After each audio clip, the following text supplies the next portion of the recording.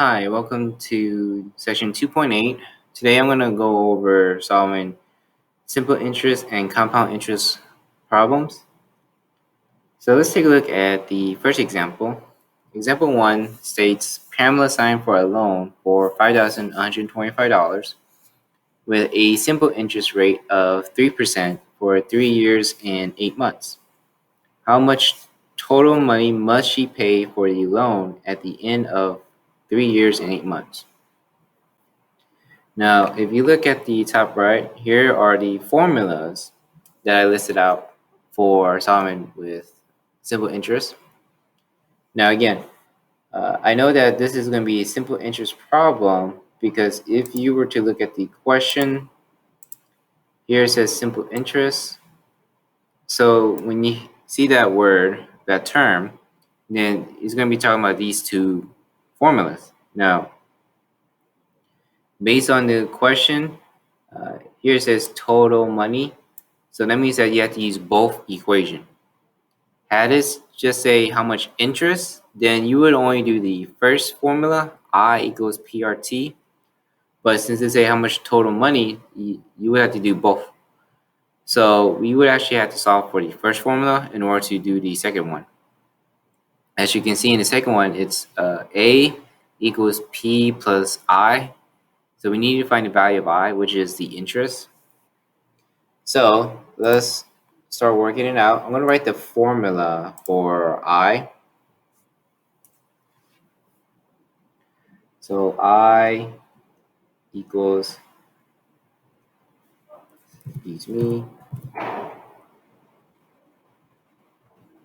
P times R times T. All right, so P is the principal amount. That's going to be the amount that was invested at the very beginning. So the amount that was invested or asked for a loan is this number. So 5,125. Now our rate is the percent invested at or the interest rate. So the number for interest rate is the 3%, which is right here. So I would write 3%. But when dealing with this type of problem, when using the formula, you have to convert into a decimal. So instead of just 3%, it'd be 0.03. Now for time, that one we have to be extra steps. For time, now the reason that I'm talking about extra steps is because it said 3 years and 8 months. Now had it been just 3 years, then I would just write 3. So again, like I said, if it's just been 3 years, then I would just write just 3. But now since it says 8 months, then I have to take into account for the months also. So what I'm going to do is I'm going to focus on the months and then combine with the 3 years. So let's talk about the 8 months. Now, within a given year, the total amount of months is 12. So you're going to have to write that as a fraction, write it as a ratio. So 8 over 12.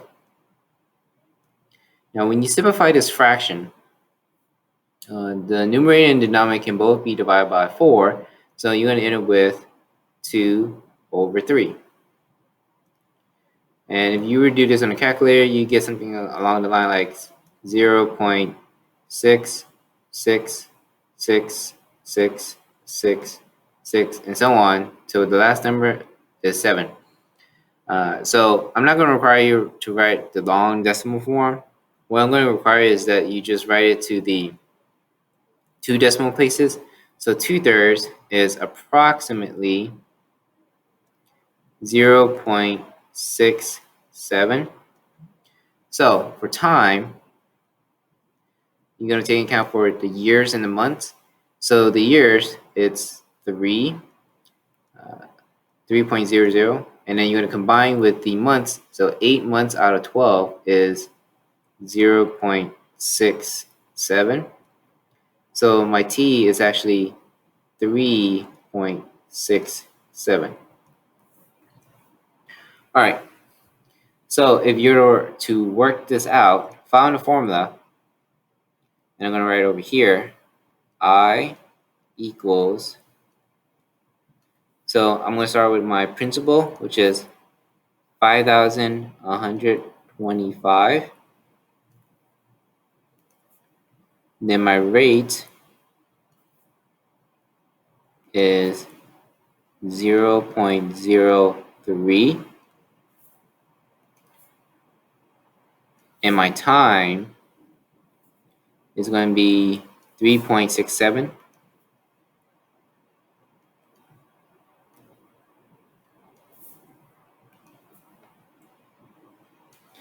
All right. So what I'm going to do first is I'm going to multiply the two numbers, the 5,125 times 0.03.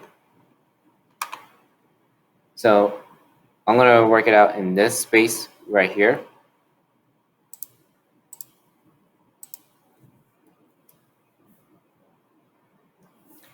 So using this space, 5,125, and then 0.03.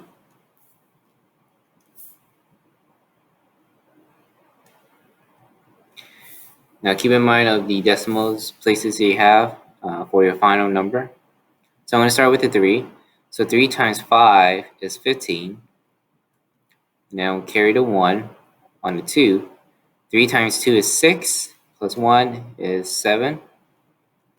3 times 1 is 3. And then 3 times 5 is 15. And then remember, when you're working on the second number, you skip a space underneath the 5. So you can draw an X, so that way you know you don't write in it. And then you're going to work on the second number, which is a 0. So 0 times 5 is 0. 0 times 2 is 0. 0 times 1 is 0. And then 0 times 5 is 0. So after that, I'm just going to combine my numbers vertically.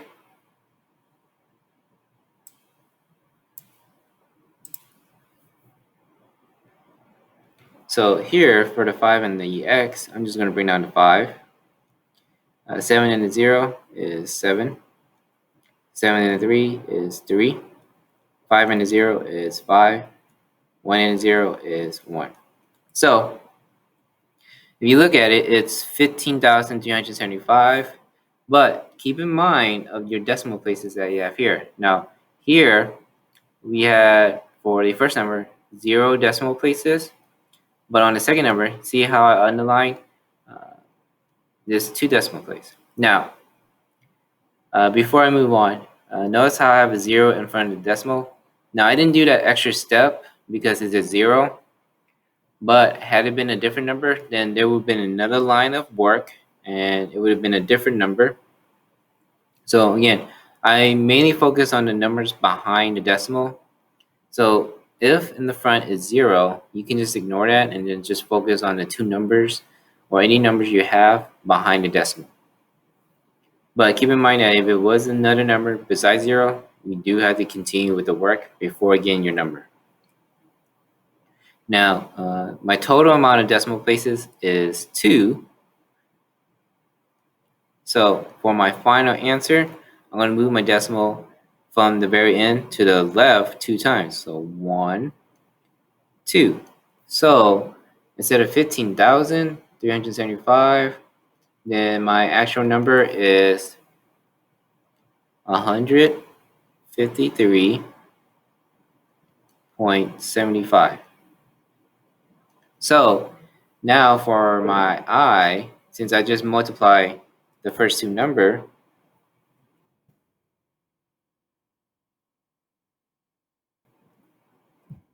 excuse me, it would be 153.75 times the last number, which is 3.67. And I'm going to do the same process just like how I did here when I'm multiplying these two numbers. Now I'm going to move this to the next slide so that way I can have more space. But I'm going to write out all the information I have here. So again, we're dealing with I equals PRT, where P was 5,125, where the rate, I'm just going to write the decimal value, which is 0.03. And then the time was 3.67. Now earlier, we did half the work, so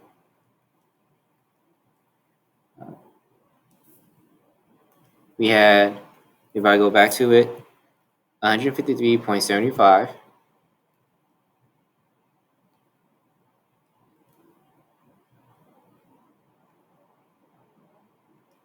And then I'm going to multiply to our remaining part, our remaining number, which is time.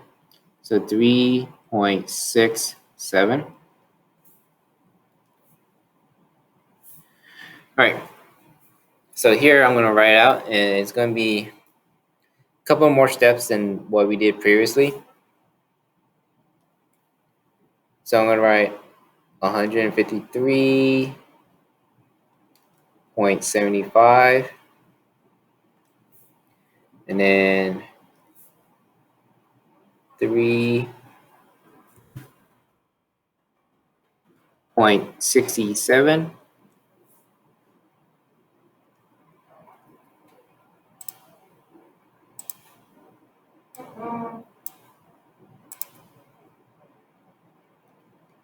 All right. So I'm going to do this step by step. I'm going to start off with the 7.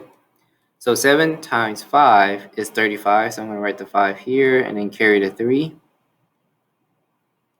7 times 7 is 49 plus 3 is 52. So I'm going to write the carry the 5 here. 7 times 3 is 21 plus 5 is 26. So I'm going to write the 6 and then carry the 2. So 7 times 5 is 35, and then plus 2, that makes it 37. So I'm going to put the 7 here, and then carry the 3 on the 1. 7 times 1 is 7, plus 3 is going to be 10. Then I'm going to skip a space, and then start on the second number, which is the 6. So I'm going to do 6 times 5, which is 30. So I'm going to put 0, and then carry a 3 above the 7. So 6 times 7, that's 42, plus 3 is 45. So I'm going to carry the 4. 6 times 3 is 18, plus 4, that's 22. So I'm going to write the 2, and then carry the 2 above the 5. 6 times 5 is 30, and then plus 2, that's 32. So I'm going to write the 2, and then carry the 3 above the 1. 6 times 1 is 6, plus 3 is 9. Next, I'm going to work out the 3 in front of the decimal.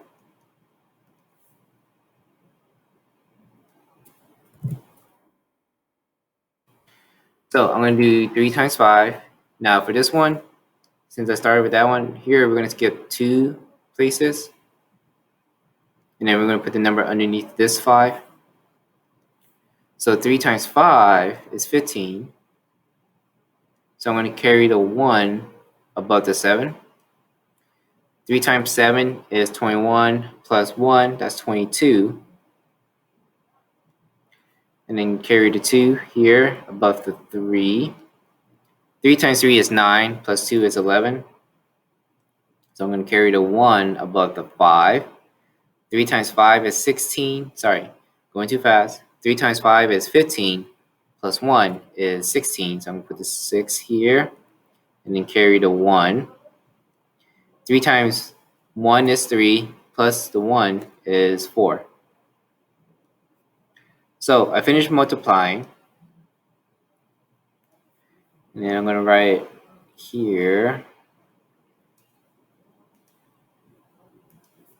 I'm going to add all the numbers vertically. So 5 with these two x's, I'm just going to write 5. 2 with the 0, not worry about the x, so it's going to be 2.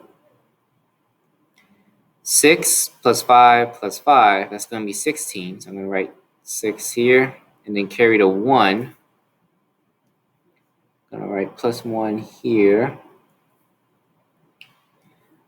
So 1 plus 7 plus 2 plus 2, that's going to make it 12. So I'm going to put 2 and then carry the 1 above the 0. So 1 plus 0 plus 2 plus 1, that's going to be 4. Now I'm doing the 9 and the 6, which when I add them will be 15. And then so I'm going to carry the 1 above the 4.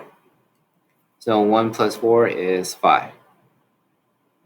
So if I look at it, right now it's 5,542,625. But you got to keep in mind of how many decimal you have to count or take into account when you multiply. So here I had 2 decimal places. So I'm going to write plus 2. And then over here, I also have 2 decimal places, plus 2. So when I combine these two, my overall decimal places, or my total, is actually 4. Because in the first number, I had 2 decimal places. In the second number, I also have 2 decimal places. So when I counted my overall decimal places, I had 4. So starting at the 5, I'm actually going to move my decimal point 4 times to the left. So 1, 2, 3, 4. So my actual number is not what I had before. It's actually 554.2625.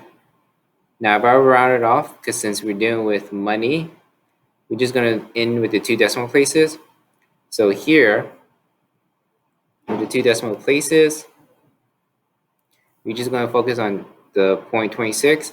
But keep in mind that you have to look at the number behind the 6. Since it's a 2, meaning it's below 5, I'm just going to round down. So it's actually going to be 554.26. Now, had it been like, instead of a 2, had it been like a 5 or higher, then I would round up to 0.27. So my interest at the moment is 554.26. Now that's just the interest part.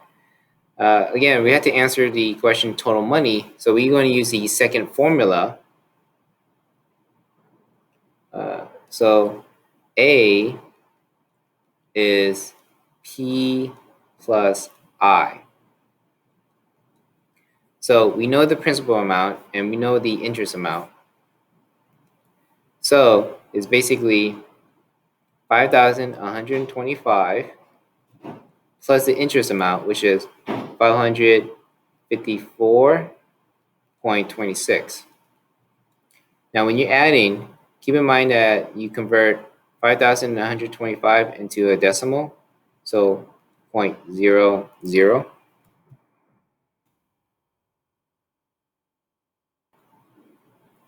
And then adding up with 554.26.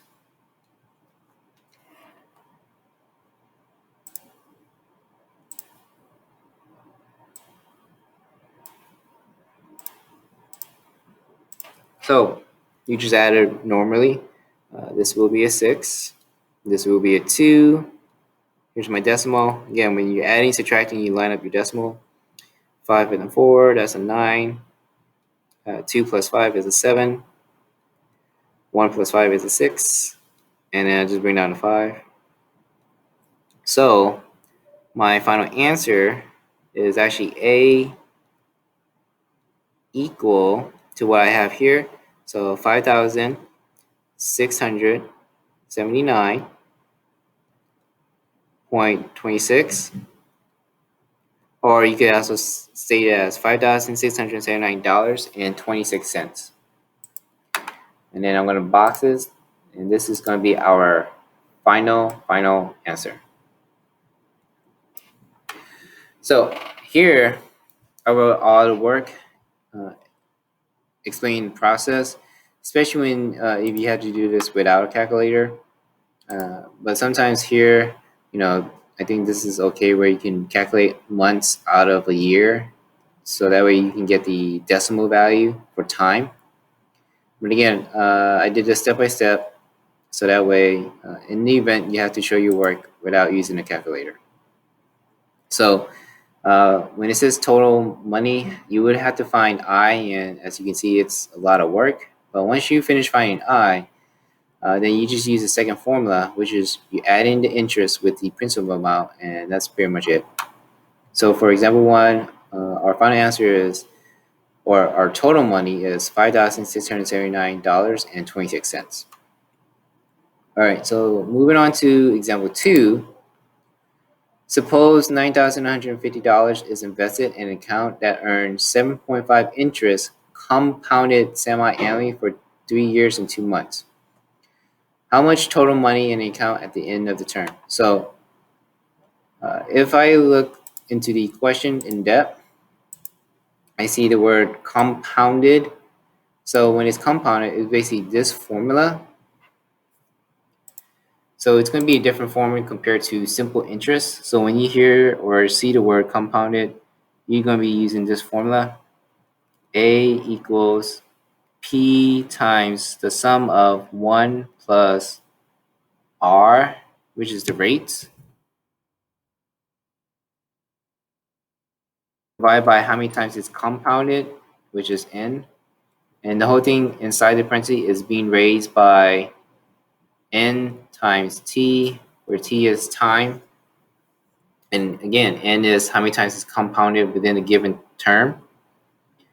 So if we go back and looking at each of the question, P is the principal that was invested at the beginning, so $9,150. So again, the P is the principal amount that you invested, which is right here. And then for R is the percent of the interest rate. So now keep in mind that even though it's in percent form, you do have to convert it into decimal form. So I'm going to write 7.5%, but I'm going to convert it to decimal. So actually it's 0.075. And then I'm going to talk about time. Now keep in mind that time, this one, it says years and months right here. So 3 years and 2 months. So we do have to talk about the 2 months first. So within a given year is 12 months. So the ratio or the fraction is 2 over 12. When you simplify that, it's actually going to be 1 over 6. Now, if you were using the calculator for this one, which is fine, you would do 1 divided by 6, and that's going to be 0.1666667 towards the very end. So again, that's quite long. So you're not required to write out the whole number. So I would just write the approximate value of 1 over 6 is 0.17. Now if I bring back the calculator, again, I'm only doing 2 decimal places, so if you look at the number behind the first 6, see how it's above 5? So I just basically round up. So instead of 0.16, when I round up, it's going to be 0.17. So I'm going to write with the time. Now keep in mind that 3 years, so basically 3.00 plus the months. So 2 months out of a year is equivalent to 0.17. So t, or time, is actually 3.17. And then for n, that's the how many times it's compounded within a term. So we have to look at the word here. It says compounded semi-annually. So semi-annually means that it happens twice within the year. So since it happens twice a year, I'm going to write n equals to 2. All right, so what I'm going to do is I'm going to fill it out into the formula right here. So first is my principal amount, P. So 9,950.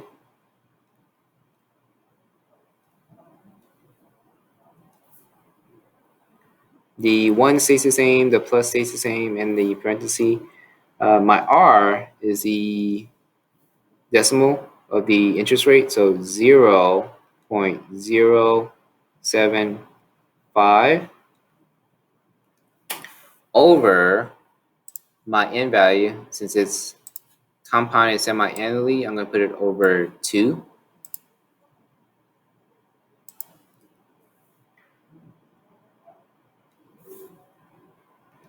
And then whatever I have inside a parenthesis is being raised by n times t. So again, n.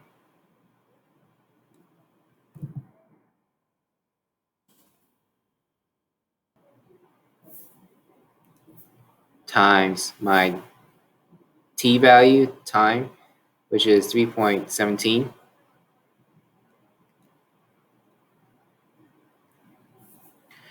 right. So as I'm working this out, what I'm going to do first is simplify my fraction inside the parentheses. So everything else will stay the same. So this will stay the same. And the 1 with the plus.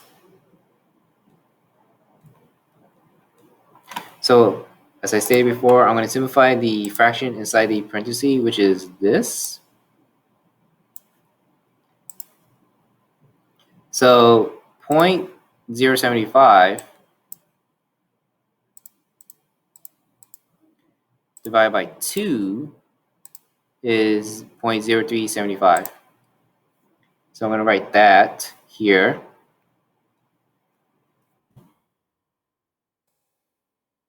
(0.0375).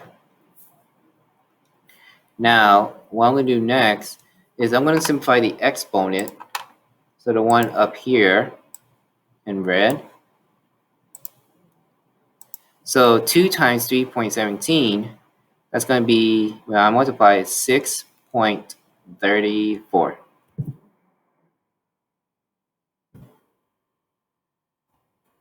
Excuse me as I'm trying to write this 3. After simplifying the exponent, what I'm going to do is simplify the number that's inside the parenthesis.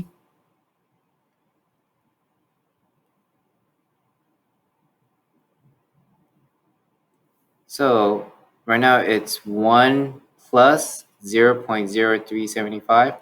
Now the 1 is a whole number, so it's going to be adding to the number that's in front of the decimal. So it's not changing the numbers behind it. It's just basically 1 plus the 0. Again, the 0 that is in front of the decimal.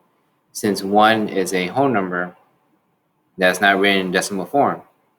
So when I combine that, it's going to be 1. So 1.0375 and then everything else will stay the same. So I'm going to put parenthesis here. I'm going to bring down the 9,150.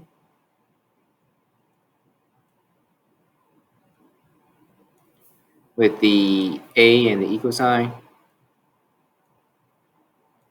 And let's not forget the exponent, which is raising by 6.34.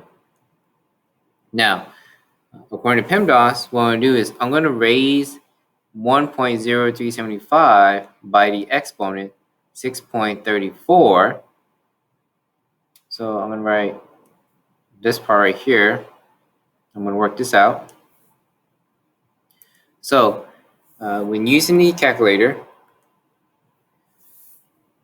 we're going to type in 1.0375. Now, to raise it to a specific exponent, I'm going to click on this option. So when you're using a calculator app on your computer or your Chromebook, a personal laptop, or you're using Google Calculator, make sure you're using the option that's similar to this, x to the y power. This lets you type in a specific exponent that you want to raise. So when I type it in, you see how it has an up arrow. That means that you're going to raise it to a specific exponent. So once you see that, then you just type in the exponent, 6.34, and hit equal. So again, if you review your work, I'm raising 1.0375 by 6.34. So that's pretty much the correct format or the correct layout when you're typing it out. Now, when you evaluate it, look how long the number is, 1.2628, and so on, all the way to the 41. So that's kind of pretty long, extensive. So when you're writing this out, if you were to write this out, I would write A equals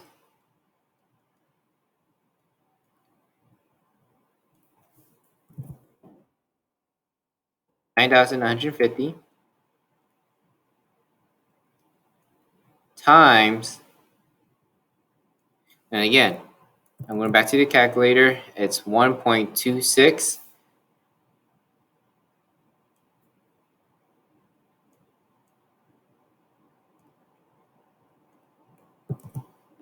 and 28. Now, when you're writing this out, usually you would just stop at 4 decimal places. So since I'm stopping at 4 decimal places, if you follow along with my arrow, so it's where you see 2628. So the 28, if you notice that behind the left 8, there's another 8. So I'm using a number to determine if I'm going to round up or round down. Since the 8 on the right is above 5, that means I'm going to round up. So instead of 28, I'm going to round up to 29. So when I write it on paper, I'm going to write 29 here.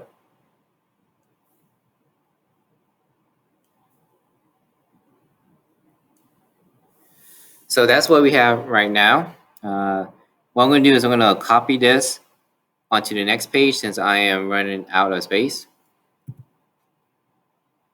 So what we had earlier was A equal 9,150 times 1.2629, and then close parenthesis. So if I go back to the calculator, again, I wrote 4 decimal places when you do it on paper, but on a calculator, I'm going to multiply what I had here times 9,150, and I'm going to hit that. So what we had is 11,555. So let me write that first.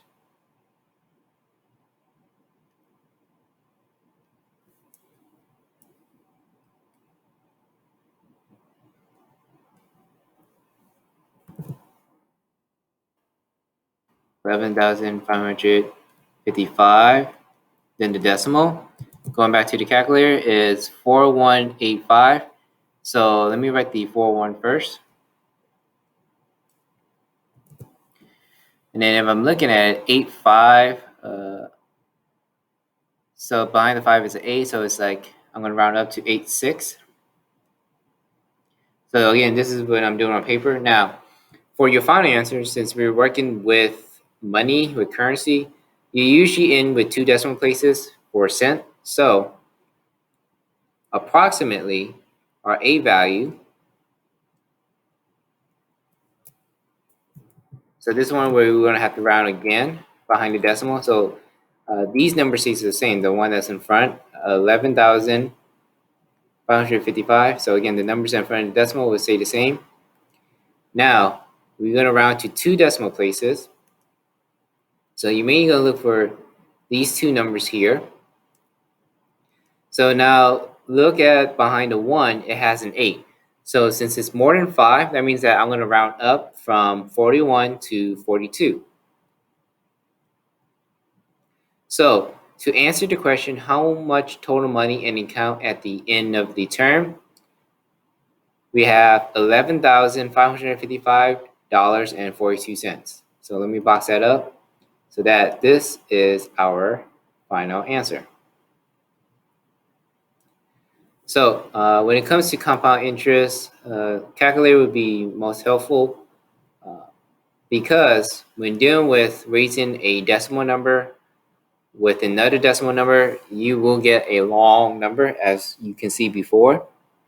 And it's quite cumbersome when you're trying to write all that out on paper, which is why I usually say best rule of thumb is you write it up to 4 decimal places, which you usually follow in physics and chemistry. And then again, when you're multiplying, I still end up with another decimal answer, which I still end writing on paper up to 4 decimal places. But just keep in mind that towards the very end, when you're going to box your final answer, make sure you remember that since we're working with currency, we usually end with 2 decimal places for the cents part. So keep that in mind.